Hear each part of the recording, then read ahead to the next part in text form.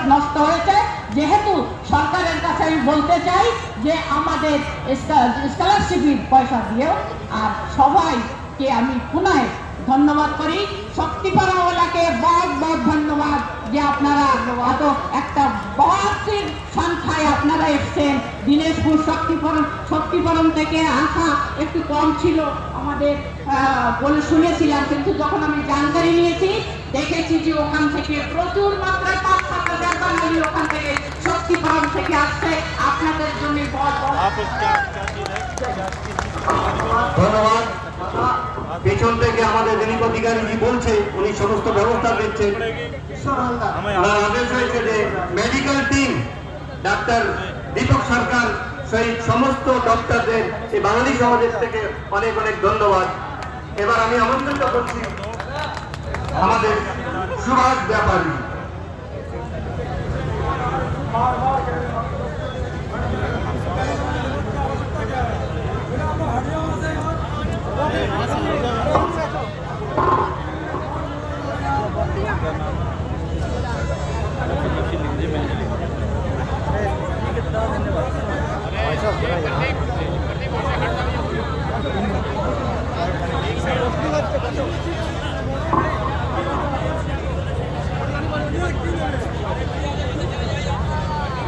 আজকে এখানে